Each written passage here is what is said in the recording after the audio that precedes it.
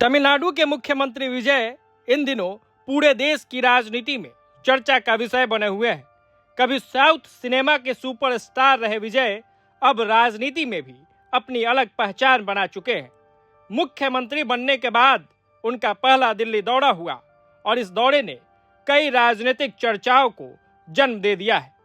आखिर इस दौरे में ऐसा क्या खास था? प्रधानमंत्री नरेंद्र मोदी से मुलाकात में क्या बातें हुई और क्यों राजनीतिक जानकार इसे सिर्फ एक औपचारिक यात्रा नहीं बल्कि एक बड़े राजनीतिक संदेश के तौर पे देख रहे हैं? आइए विस्तार से समझते हैं। सबसे पहले थोड़ा पीछे चलते हैं। कुछ साल पहले तक विजय को लोग बड़े पर्दे का सुपरस्टार के रूप में जानते थे। उनकी फिल्मों का इंतजार करोड़ों लोग करते थे, लेकिन फिर उन्होंने राजनीति में कदम रखा और अपनी पार्टी टीवी की शुरुआत की। शुरुआत में कई लोगों को लगा यह सिर्फ एक फिल्मी सितारे का राजनीतिक प्रयोग है, लेकिन विधानसभा चुनाव के नतीजों ने सबको चौंका दिया। नई पार्टी होने के बावजूद टीवीके ने शानदार प्रदर्शन किया और 234 सीटों वाली विधानसभा में 108 सीटें जीतकर सबसे बड़ी पार्टी बन गई। इसके बाद 10 मई को विजय ने मुख्यमंत्री पद की शपथ ली। सिर्फ 3 दिन बाद उन्होंने विधानसभा में बहुमत साबित किया।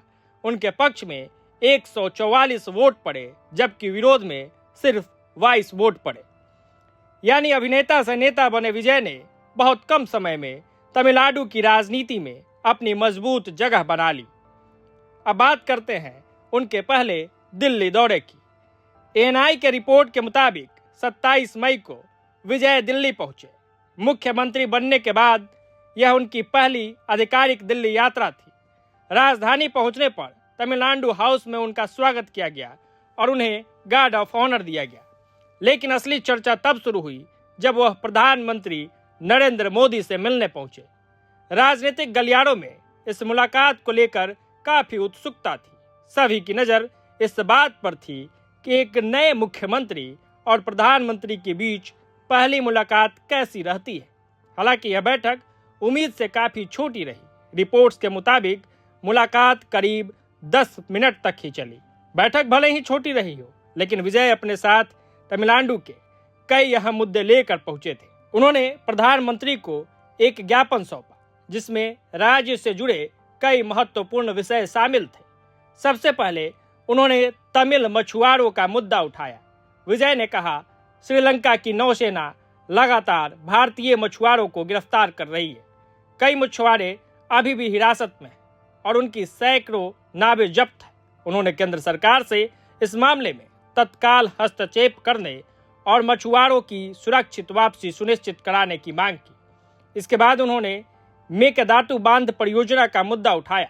यह मामला कर्नाटक और तमिलनाडु के बीच लंबे समय से चर्चा का विषय रहा है। विजय ने कहा, यह केवल एक परियोजना का सवाल नहीं है, बल्कि लाखों किसानों की आजीविका और कावेरी नदी के पानी से जुड़ा मामला है।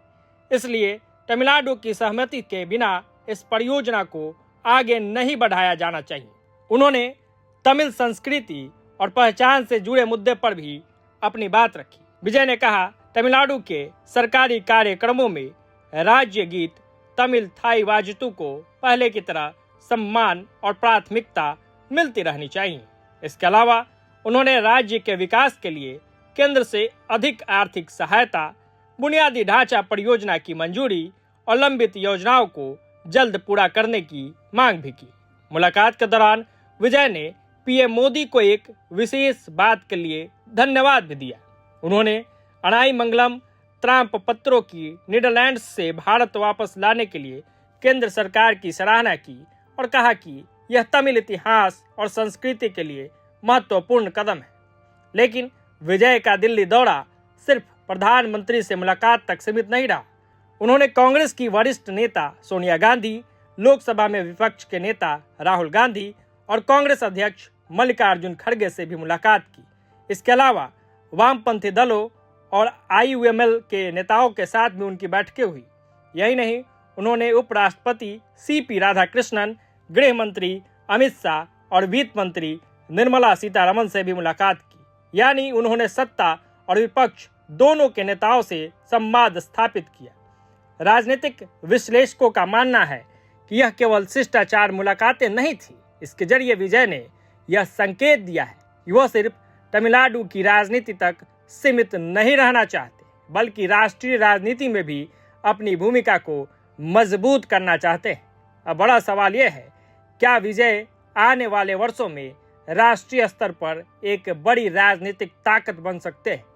इस सवाल का जवाब भविष्य देगा, लेकिन इतना जरूर है कि मुख्यमंत्री बनने के कुछ ही दिनों बाद उनका यह दिल्ली दौरा राजनीतिक रूप से काफी महत्वपूर्ण माना जा रहा है।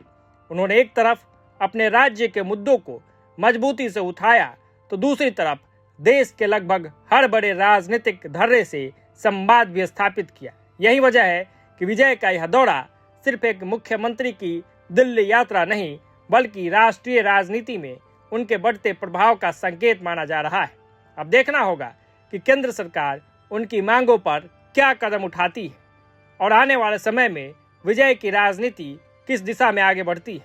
फिलहाल इस पूरे घटनाक्रम पर देश भर की नजरें बनी हुई है। देश और दुनिया इस केस से जुड़ी हर छोटी बड़ी अपडेट के लिए जुड़े रहे हमारे साथ। वीडियो को लाइक करें, शेयर करें और हमारे चैनल को सब्सक्राइब करना ना भूलें। प्रभातखबर.com, विश्वास वही, रफ्तार नहीं।